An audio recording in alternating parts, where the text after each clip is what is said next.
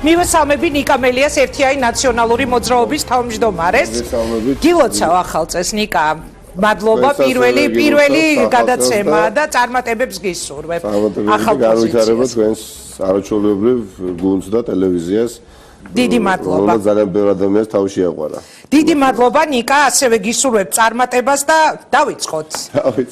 დამიმტკიცეთ რომ მართლა არ წავით. აი მე შესავალში ვთქვი, ვარ 65 წლის მილიარდელი, ჩემს ხელშია ყველაფერი, ძალიან დიდი რესურსი, ფინანსური კონტროლის ბერკეტები, ყველაფერი და ვამბობ რომ წავედი, აი წავედი, რატომ არ გჯერათ რომ წავედი? ანუ დაგიმტკიცოთ ეხლა ან რომ არ წახვედი თუ პირიქით? არა, ანუ დამიმტკიცეთ რომ არ წავედი, ხო, ანუ თქვენ მთელი ოპოზიცია ამტკიცებს რომ არსად არ წასულაო და იქნებ მართლა წავედი. იცით რა არის პოლიტიკა დიდწილად ოდნავ განსხვავებული პოზიცია მაქვს, არის აღქმა. ანუ პერცეფცია, ანუ რას ფიქრობს ხალხი ამა თუ იმ მოვლენაზე, ამა თუ იმ პოლიტიკოზე, ამა თუ იმ პოლიტიკურ პარტიაზე და ასე და ასე. აი, როგორც აღვიქვა მე თქვენს ტელევიზიას, ან თქვენ როგორც ჟურნალისტ, ხო, აქედან გამომდინარე მე დამოკიდებულება მიყალიბდება ბევრ რაღაცაზე. როდესაც ადამიანი ამბობს, რომ ის წავიდა, ხო? და მან პარტიაც კი დატოვა, ხა მას უნდა თუ არ უნდა და ბუნებრივია რომ იეცდება რომ გავლენა შეინარჩუნოს. იმ და იმ დაგვარი გავლენა მას ვეღარ ექნება. აი ეს, იმიტომ რომ ეს ასე მუშაობს რეალურ პოლიტიკაში. ანუ თქვენ არ ეკუთვნით მათ რიცხვს, ვინც ფიქრობს რომ არაფერი ამითი არ დავუკარგავ. ივანიშვილი ბუნებრივია არ არის გუშინ დაბოდებული ბავშვი, შეიძლება ხა საღამოს დაიბადა, მაგრამ არა გუშინ საღამოს, ხო? ეს ადამიანი არ შეეგუება რომ გავლენის სფეროები დაუთმოს ვინმეს ქართულ ოცნებაში, მაგრამ უნდა მას თუ არ უნდა ეს გავლენები მას შეომცირდება. ამაში დიდ წვლილს შეიტანს თავად აი გუშინდელი მისი გადადგმული ნაბიჯი და მე მჯერა და მინდა მჯეროდეს რომ გაძლიერებული ოპოზიციაც ამაში დიდ წვლილს რომელსაც ჯერ საღათას ძილი ძინავს ოპოზიციას ან საახალწლო ნაბახუსევზე. ამაზე ვისაუბროთ კი ბატონო. დიდ წვლილს შეიტანს ოპოზიციას. ეხლა გიძინა ივანიშვილი როდესაც პირველად წავიდა, ხო? ხა წავიდა მაშინ, როდესაც თავი ოპოზიციური პარტია, მაგრამ ძირითადად ოპოზიციას ნაციონალური მოძრაობა იყო სუსტი, მოდი სიმართლე ვთქვათ და არაფერი უკეთდა რომ ვინმე ჩაანაცვლებდა ბიძინა ივანიშვილს. მაშინ წავიდა და თან როგორ წავიდა? არ უთხოვდა წავედიო. თქვა წავალ ეხლა და მესამე სექტორს გავაძლიერებ. დიახ. უბრალოდ სამოქალაქო სექტორს გავაძლიერებ და ნუ მესამე ძალას იქნებ რაღაცა მოუხერხო, გახსოვთ, ხო? კი.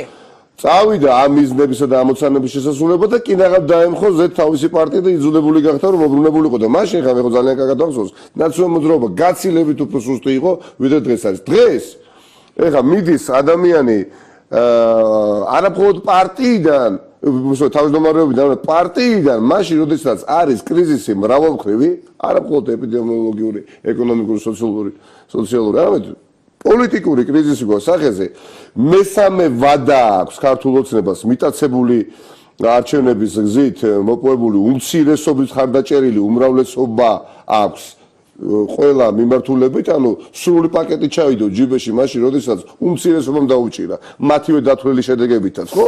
და ამ დროს ეხა ადამიანი როდესაც გამოვა ინგა და ამბობს, რომ წავედი, ისე გავიმეორებ, უნდა მას თუ არ უნდა, ეს იქნება ძალიან სერიოზული დარტყმა, არ ვიცი, თავისი ანუ თქვენ ფიქრობთ, რომ ის ნამდვილად წავიდა? თავისი უნდა თუ არ, საწაღა ბატონი შოთაძე და სხვები და ჩუბინიძეები და ქალბატონი ტიკარაძეები და ასე შემდეგ ანგარიშვალდებული რო იქნებიან ამ ბატონთან, გასაგებია, ხო, ვისაც კონსულტაციებისთვისაც აღარ ვაპირებთ არც ერთი გასაგებია, მაგრამ ნუ ამ ადამიანების მონური არ მიყვანს ეს სიტყვა მორჩილებაში არიან, ღრმა მორჩილებაში არიან, მის გარეშე ვერ გაძლებენ და თუ მართლა ვერ მიუკაკუნეს ამ ადამიანს კარებზე და ვერ მიწვდა მათი ასე ვთქვათ გზავნილი, ხო, და იქიდან ვერ მიიღეს რაღაცა უკუგზავნილი, სერიოზული პრობლემის წინაშე დადგება გუნდი, რომელიც არაფერზე ადგას, არანაირ იდეოლოგიურ საფუძველზე.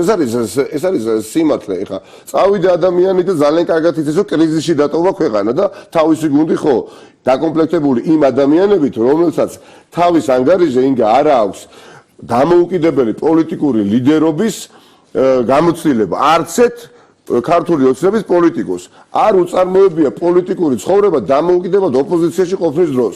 ვინც ასეთი ადამიანები ყავდა ბიძინა ივანიშვილს 2016 წელს გაიყარა, ხო? ყავს ბატონი კობახიძე თავაკოზე, რომელსაც არ იციან რას ნიშნავს მარტო ისე ვის ხელში გადავიდა ეხლა ქვეყანა თუ კი აი ამ მაინც უნდა არ უნდა გავლენების ამიტომ ძალიან ბევრი რამ დამოკიდებული არის ახლა უკვე მე რა თქმა უნდა ისევე როგორც ბევრს უმრავლესობა ალბათ თქვენ მაყურებელს უნდოდა რომ ამ ადამიანთან დაპირისპირების ოლიგარქთან დაპირისპირების ბოლო ეტაპი ყოფილიყო 31 ოქტომბერი სამწუხაროდ აღმოჩნდა მორიგი ეტაპი მაგრამ ახლა ნამდვილად ვართ უკანასკნელ ეტაპზე ახლა გომართებს ჩვენ გაძლიერება ძალების მოკრეფა გადახალისება გადალაგება გადაწყობა და ახალი სულის შტაბება ოპოზიციურ მოძრაობაში და ერთი ივანიშვილი კი არა სამი ივანიშვილიც ვერაფერს გახდება რომ ოპოზიციაზე საუბრობთ როგორც ივანიშვილმა თქვა ქარაკუცა ოპოზიციაო ანუ მას აღარ ჯერა რომ ოპოზიციას რაიმე ძალა აქვს და სინამდვილეში როგორ გამოვიდა ცინიკა მაინც ივანიშვილმა შექმნა ეხა დღის წესრიგი არა რა თქმა უნდა ეხლა წავიდოდე ბუნებრივია ეხლა მიიქცევდა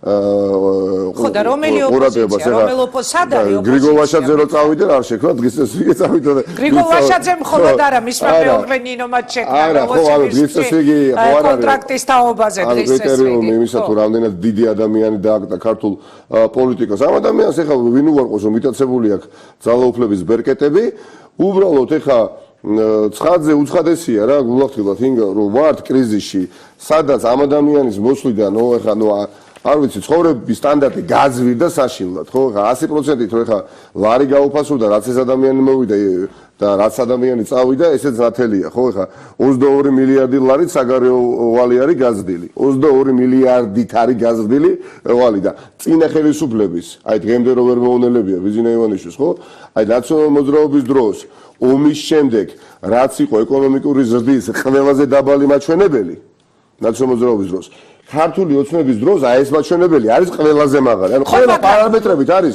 გავარესება და აი ხა გეტყვით ის თქვა მინდა. ამ ადამიანს აქვს განვითარებული ალღო და მას არ უნდა და აქვს გამართება რატო არ უნდა იყოს დამარცხებული გუნდის ლიდერი. პასუხისმგებლობას გაეცა. მაგრამ ის ამბობს რომ ამაყიმიდის გამარჯვებული ხალხის მადლიერი რომ მისია შესრულებულია რომ ნაციონალური მოძრაობის 9 წლიანი მოღვაწეობის შედეგი რომელიც ავტორიტარიზმი იყო და შიში და წამება ეს დავამარცხეო და აი ნახევარი ნაციონალური მოძრაობა ვისაც რეალურად ებრძოდა თითქოს ყავს საკუთარ გუნდში. და საკუთარ სახელმწიფო შტოებში დაწყებული სასამართლო ხელისუფლებით გაგრძელებული აღმასრულებელი ხელისუფლებით და საკანონმდებლო ორგანოები და რამდენი ნაციონალური მოძრაობის ყოფილი ადეპტი არის ეხა ქართული ოცნების უამრავია კაცო მაგაზე მებრძოდა თუ ახალგაზრდა ადამიანს და ახლად ასე თქვა შემოერთებულ გუნდს წევრებს ებრძოდნენ რომელიც ნაციონალურ მოძრაობას 2016 წელს ახლები ყავთ ნაციონალურ მოძრაობაში ეხლა კიდე არა თქვენი თავმჯდომარეობის შემდეგ არა ხო თვის ბოლოს იქნება პრეზიდენტი სადაც უამრავ ახალ პერსპექტიულ ახალგაზრდას და არა მხოლოდ ახალგაზრდას გამოსtildeულ საქართველოს მოქალაქეს რომელსაც საქმე უკეთებია კონკრეტული საზოგადოება იხილავს მათ შორის რიგი მათგანი იქნება და თქვენს იცნოთ ადამიანები რომელსაც არ უჭერდნენ მართლა მე ვიცნობ ვინმე ნაციონალურ მოძრაობის მოძრაობა და თქვენთან შემოვიდა მაჩუქეთ ერთი ერთ-ერთი მეც ვარ ხო ასეთი ხო თავის დროზე მართლა არ ვიყავი ხა ამონჩილ ვარ ხა ამ პარტიის თავმჯდომარე რაც არის ნათელი დადასტურება იმისა რომ პარტიას აღმოაჩნდა უნიკალური უნარი განახლებისა და ჩვენს გამოცდილ გუნდთან ერთად უმნიშვნელოვანესია რომ მივიღოთ ძალიან ბევრი ახალი ადამიანით შევსება. მე პირადად ასე ვხედავ ხოლმე ამ ქვეყნის განვითარებას და ეს იქნება ცხადზე უცხადესი, როცა თქვენ დაინახავთ ამ ადამიანს მრავალეტაპიანი განახლების პროცესი იქნება და ჯანსაღი კონკურენცია იქნება, ბუნებრივია, ხო? ეხლა პოლიტიკურ პარტიაში მოსვლა, რომელიც გამარჯვების პლატფორმას თავაზობს და ჩვენ რეალურად გვინდა კარი გაუღოთ და ფანჯარა გაუღოთ ყველა იმ ადამიანს რომელებიც ჩათვლიან რომ ოპოზიციურ პარტიაში მოვედი, კი არა, მოვედი მომავალ სახელმწიფო პარტიაში. სხვა საკითხია. ანუ ხელისუფლებაში აპირებს ნაციონალური მოძრაობა და გამოჩნდება მომენტალურად ბიძინა ივანიშვილი მოვა მესამე და მოხდება ზუსტად რაც მეორე მოსვლისას მოხდა. რატომ აქვს მე ასეთი ოპტიმიზმის ძალიან მაღალი საფუძველი? შანსი იქნება თუ არ იქნება, მასზე დამოკიდებული არ იქნება და მე ვამბობ ხელისუფლებაში მობრუნების შანსს არ მოგცემთ ხო? გამოვა მესამე მობრუნება არც გვინდა, მობრუნება ნიშნავს რომ ბრუნდები ნახევარ ქართულ ოცნებასთან ერთად ყოფილი ნაციონალური მოძრაობის ხალხი რომ არის ეს ქართულ ოცნებაში. მურუსიძეც იგულისხმებოდა, შოთაძეც იგულისხმებოდა, რავი, ფარცხალაძეც იყო. მობრუნება კი არა, გამარჯვება გვინდა. ახალ თაობასთან ერთად, ძველ გამოცდილ საქართველოს მოქალაქეებთან ერთად, ვისაც პატიოსად უცხოვრია ამ ქვეყანაში. და რატომ აქ ეს საფუძველი ოპტიმიზმის იცით ინგა? იმიტომ რომ ნაციონალურმა მოძრაობამ მე ვიცი ხო როგორი ბრძოლით ჩაატარა საარჩევნო კამპანია, მაგრამ ისიც ვიცი რა ნაკლოვანებები ქონდა ამ პარტიას. სერიოზული ნაკლოვანებები ქონდა, ბევრი მიმართულებით, ძალიან ბევრი. ხო და მიუხედავად ამ ყველაფრისა, ხო, მიუხედავად გაყალბებისა, როდესაც ის შედეგი ავიღეთ, რა შედეგიც ავიღეთ, ხო, ეს მაფიქრებინებს, რომ როდესაც ჩვენ წყობში მოვათ და მე ვთქვი ერთხელ და გავიმეორებ სიამოვნებო თქვენს ერთ ჩვენ ახლა ვიმყოფებით პოლიტიკურ პროფილაქტიკაში. აი პროფილაქტიკიდან როდესაც გავუვალთ, ხო? ერთი და ორი ბიძინაც აღარ ეყოფა ქართულ ოცნებას, იმიტომ რომ როდესაც ვიცი, რომ უამრავი, ასე თქვა, სივრცე არის გაუმჯობესებისთვის ნაციონალურ მოძრაობაში და ამას თუ კი გამოასწორებ, შენ ზრდის პერსპექტივა გააქვს, ეს საფუძველი ოპტიმიზმი. აბა მე რო ვიცოდე, რომ ყველა ბოლგაიკა მოჭერილია, ყველაფერი სისტემაში იყო, ყველაფერი დალაგებული იყო და ლიმიტს თავს ვარტყამდით და 525,000 ხმა ავიღეთ, თუნდაც გაყალბებით, დაგლების საფუძველი მექნებოდა. სულ მიყვეს სააკაშვილმა როგორ მოგცათ ეს თავმჯდომარის პოზიცია, როგორ დაგითმოთ, იმიტომ რომ თქვენ ისეთი თვითმყოფადი ტიპი ხართ, რომ აი სულ მიყვეს, სულ ველოდები რომ ოდესმე ეჭვიანობა აუცილებლად იფეთქებს, ანუ გულწრფელად გეუბნები ამას, აბსოლუტურად თუ რამეში კისერი მომიტრევია ნაციონალური მოძრაობის თავმჯდომარის პოზიციაზე ნიშნავს პარტიის სრულ რებრენდინგს, ხო? მე ასე ვხედავ, შენი ქარიზმით, შენი შეტყობა. სააკაშვილი ამას არ დაუშვებს.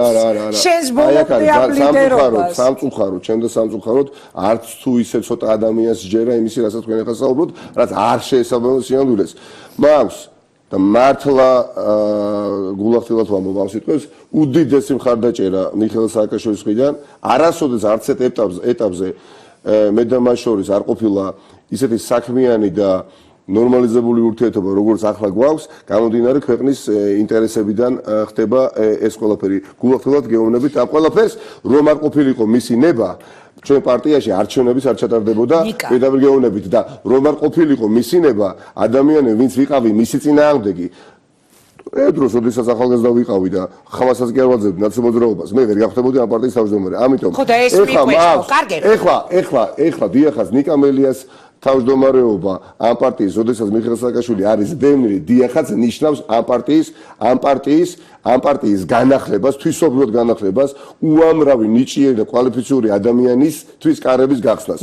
და მე ყველა დაკლოვანებების აღმოფხვრას და მათ შორის ბუნებრივია ყველა უსამართლო და დევნილი ადამიანის ამ ქვეყანაში დაბრუნების შესაძლებლობის მიცემას და ამის შემდეგ რა თქმა უნდა რომ კომპეტენტური უბრალოდ კონკრეტულარიან გარემოში იყოს შეჯიბრებითობა ისე არა როგორც ბიზინა ივანიშვილს უნდა იცით რა რაღაცა პროპაგანდით მოგაწებოს რომ შენ ხარ ცუდი და რატო ხარ ცუდი კაცო არის სავარაუდოდ შექმნის ახალ პოლიტიკურ გუნდს და ის სულ ამაზე საუბრობს რომ სამწუხაროდ მან ვერ მოახერხა კი არა და ქვეყანაში ვერ მოხერხდა კონსტრუქციული ოპოზიციის შექმნა და აი მე ჩემი აზრი მაქვს ხო ბევრი წლის გამოცდილება მაქვს როგორც ჟურნალისტ და მისი აი ამ წერილში ჩაშლილი რაღაც მინიშნებების და ინტერვიუებში ამაზე მეტყველებს რომ სავარაუდოდ ის შექმნის ახალ გუნდს ოცნებას დაიყვანს ოპოზიციაში და ოპოზიცია რომელიც დღეს ქუჩაშია და რომელსაც აი ამ წუთას ძინავს არ ძინავთ არ ხართ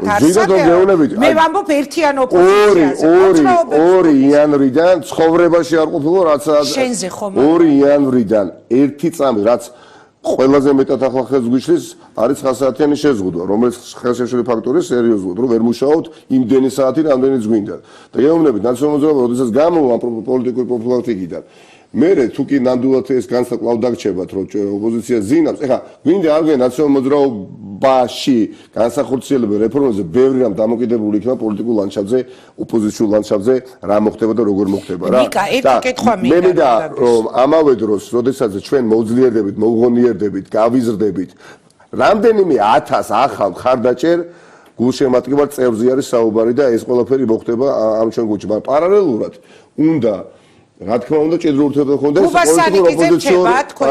გუბასანიკიძე არ არის დაცემოძრაობის სიაში ხო იყო და ამიტომ გეკითხებით ანუ რაღაცა ახალი სია თუ კი შედგება ვადები მარტო გუბაზე არა კიდე სხვადასხვა ვიღაც ადამიანი აი აქამდე ამაზე ძელობა არც მიდის ამა ინგა არ მიდის ეხლა ძელობა რა დროს ნიკა ერთი კითხვა მინდა დაგისვა აი მთელი ამ დღეების განმავლობაში რაც ბიძინა ივანიშვილის წასვლაზე დაიწყო საუბარი ყველა ითვლის მის ქონებას და აი მე მაინტერესებს ისევ ეს კითხვა უნდა დავსვა.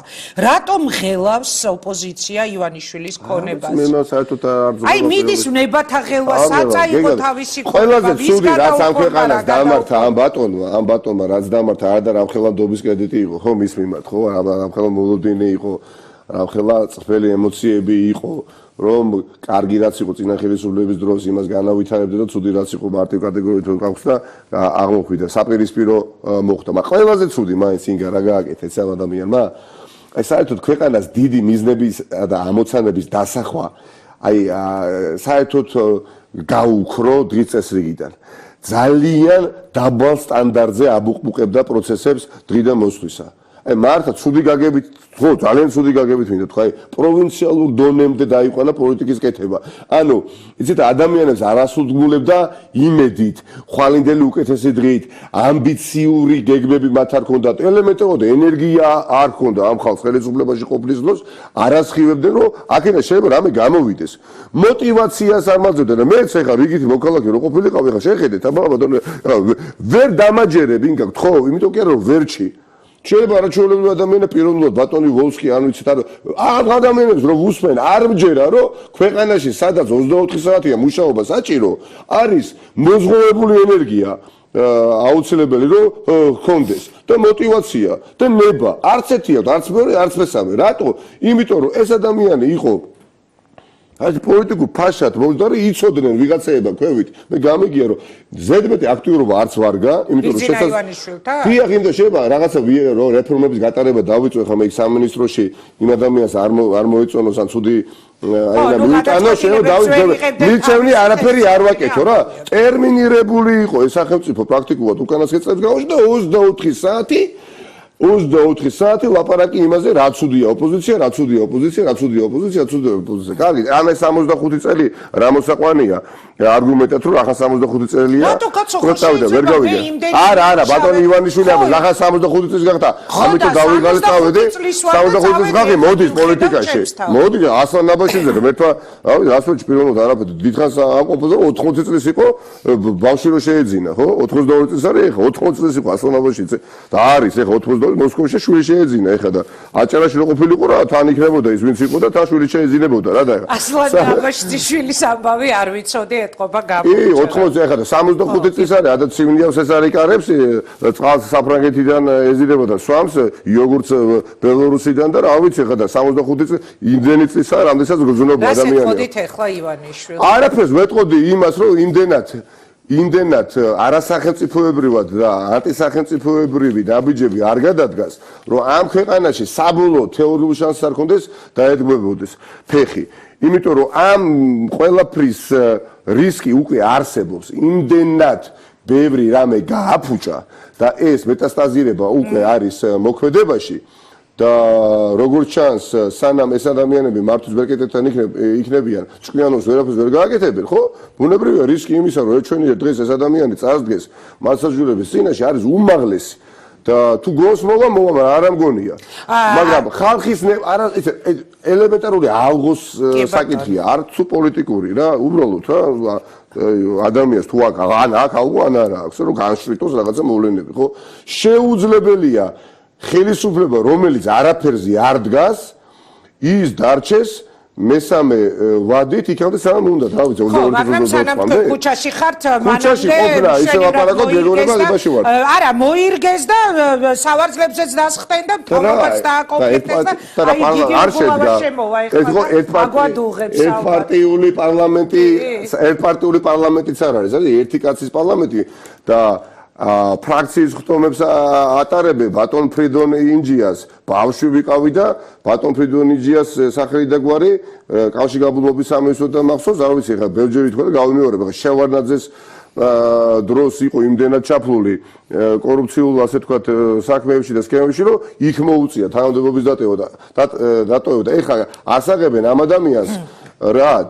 ჭეშმარიტ პროდასალურ რაღაცა ოპოზიციონერად. ვიღაცას ჯერა ამის, ანუ ყველაფრის გაყალბება შეუძლებელი არის ინგა და ქუჩას ისე კინოვითა თუ კი მოიხსენიეს ბატონი ივანიშვილი, ხო?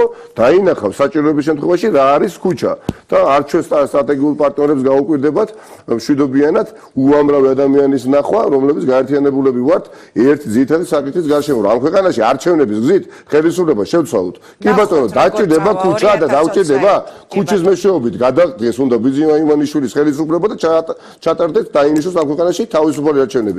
მე გვაჯობოს აბა გვაჯობოს როგორც უნდა და ესე არ არის რა თან პროკურორით გვემუქრება თან ასე თქვა დაჭერებით გვემუქრება მაინც 9 წლის განმავლობაში ვერაფერს ვერ გახდა და ეხა ერთი რამ მოხდა შიშით ვერცეთ ოპოზიციონერს უკან ვერ დაახევიებ რატო იცით იმიტომ რომ მამაცები ვართ იმიტომ რომ ჩვენ თავებს არ ვეკუთვნით და ჩვენს უკან 100,000 საქართველოს მოქალაქე ჩვენით არის დაიმედებული და აქ შიში არის გამორიცხული. დიდი მადლობა, წარმატება მინდა გისურვოთ, მადლობა. ჩვენი პირველი სტუმარი აღმოჩნდით, ნახო ერთი როგორი ფეხი გაქვთ, იმედია რომ კარგი ფეხი გაქვთ.